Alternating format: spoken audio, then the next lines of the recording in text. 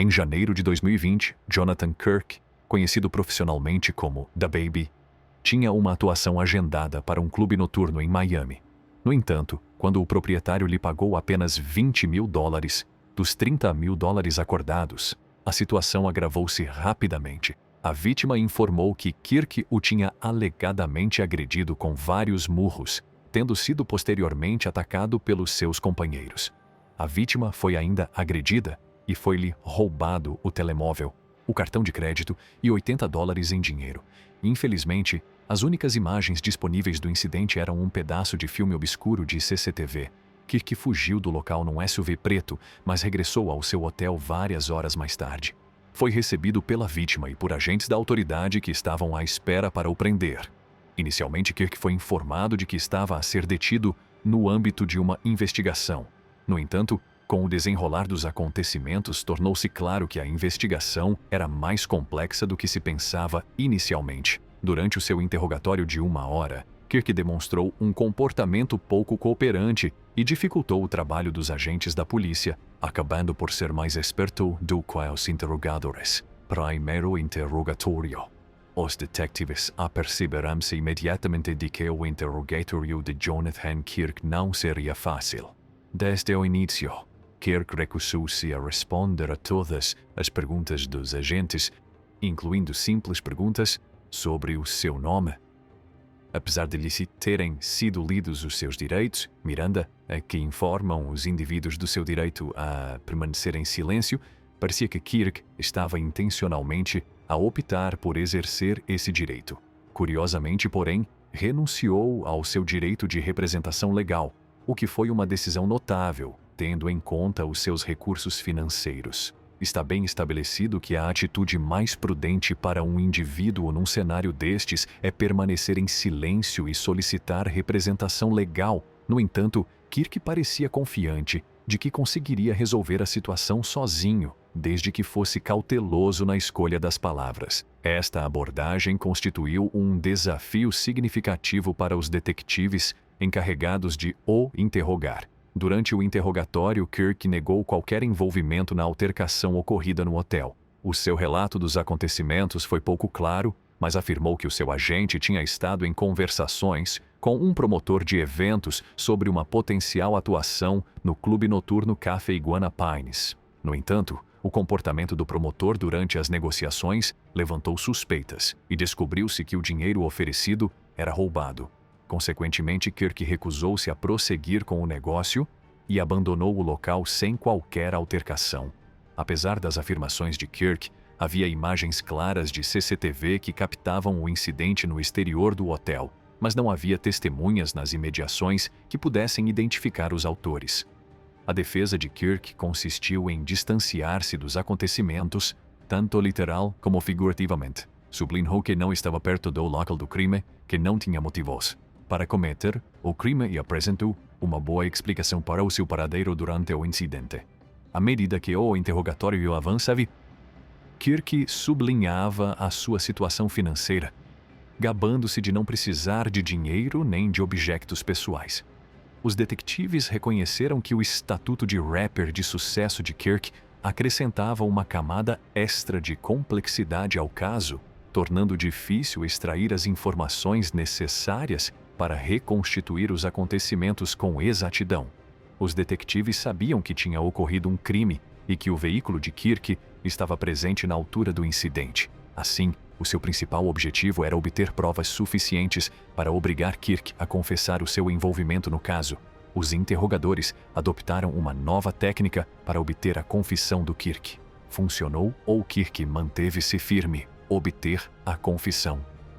O indivíduo que está a ser interrogado, Kirk, demonstra uma forte compreensão de como lidar com um interrogatório, como evidenciado pela sua capacidade de redirecionar a conversa para longe do tópico do seu potencial envolvimento num assalto. Assume efetivamente o controle da situação e evita fornecer qualquer informação que possa ser incriminatória. No entanto, vale a pena notar que Kirk não parece estar a pedir representação legal, o que é um passo fundamental para proteger os seus direitos durante um interrogatório. Kirk sublinha que todas as suas transações comerciais são realizadas através de contratos juridicamente vinculativos, o que implica que não se envolveria em atividades ilegais. Nega qualquer envolvimento no assalto e indica que não houve qualquer altercação ou confronto físico. Manifesta também frustração com as mentiras que estão a ser espalhadas sobre ele e o seu desejo de ultrapassar a situação. Embora as declarações de Kirk possam sugerir a sua inocência, é importante lembrar que um interrogatório é normalmente efetuado quando a polícia não tem provas suficientes para acusar alguém de um crime. Por conseguinte, é aconselhável ter cautela e procurar representação legal se se encontrar numa situação destas, especialmente se estiver inocente.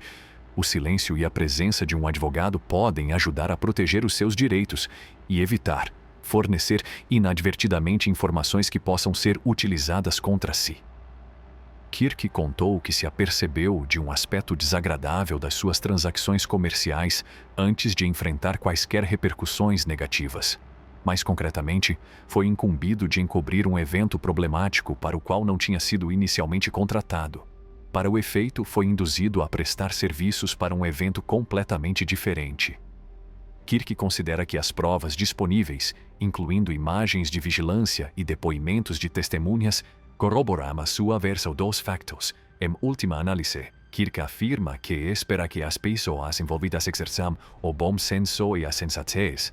Apesar das tentativas dos detetives para obter mais informações, Kirk manteve-se firme na sua versão.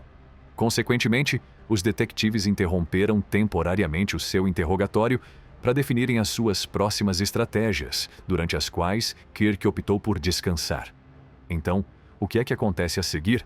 Quando a polícia vai fazer outra ronda e Kirk se mantém firme? Segundo um interrogatório, os detetives encarregados de investigar o caso que envolvia Kirk não sabiam como proceder. Apesar dos seus esforços, o suspeito parecia não ceder, deixando-os sem saber o que fazer. Durante as suas discussões, aperceberam-se de que os pertences de Kirk, que tinham sido deixados no seu quarto de hotel, precisavam de ser guardados. Como principal suspeito na investigação, ele iria passar algum tempo na prisão enquanto as autoridades reuniam provas e formulavam um plano. No entanto, a questão que se colocava era a de saber o que fazer com os bens de Kirk durante o seu confinamento. Apesar das tentativas de lidar com a situação, Kirk recusou-se veementemente a permitir que as autoridades tocassem nos seus pertences, insistindo para que fosse a direção do hotel a tratar do assunto. A sua potencial sentença, se for condenado, pode ir de vários anos de prisão a uma pesada multa e outras acusações relacionadas com a agressão.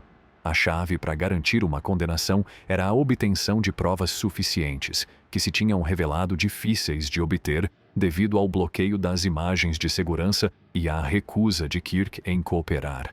Após apenas 48 horas de detenção, Kirk foi libertado e autorizado a partir, sem que fosse apresentada qualquer acusação contra ele.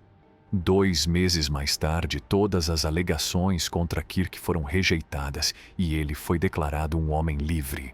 Embora as circunstâncias que levaram à sua libertação permaneçam pouco claras, é evidente que as autoridades tiveram dificuldade em obter uma condenação sem provas suficientes. No final, Kirk conseguiu. As autoridades reuniam provas e formulavam um plano. No entanto, a questão que se colocava era a de saber o que fazer com os bens de Kirk durante o seu confinamento.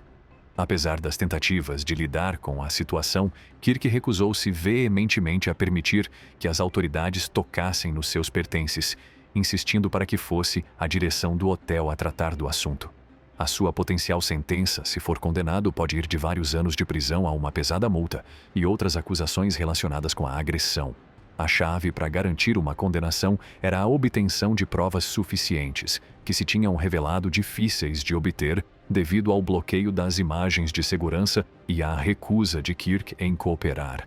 Após apenas 48 horas de detenção, Kirk foi libertado e autorizado a partir, sem que fosse apresentada qualquer acusação contra ele.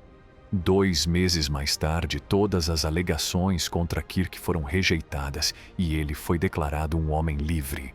Embora as circunstâncias que levaram à sua libertação permaneçam pouco claras, é evidente que as autoridades tiveram dificuldade em obter uma condenação sem provas suficientes. No final, Kirk conseguiu manter a sua inocência e evitar uma potencial pena de prisão. A experiência angustiante de Kirk sob custódia policial é uma história de resiliência e triunfo perante a injustiça. Apesar de ter sido sujeito a um interrogatório implacável durante horas a fio, Kirk manteve-se calmo e firme, plenamente consciente de que até o mais pequeno passo em falso o poderia incriminar. Mas, ao fim de 48 horas exaustivas, a polícia foi obrigada a libertá-lo sem qualquer acusação. A história de Kirk é verdadeiramente notável, demonstrando o papel crucial de conhecer os seus direitos e de se defender perante a autoridade. Apesar de se encontrar num estado vulnerável e de ter sido sujeito a duras táticas de interrogatório, Kirk manteve-se calmo, assertivo e, em última análise, conseguiu assegurar a sua libertação. Se procura mais conteúdos informativos e estimulantes, não se esqueça de gostar e de se inscrever para se manter atualizado. Obrigado por assistir e lembre-se de se manter sempre vigilante perante a autoridade.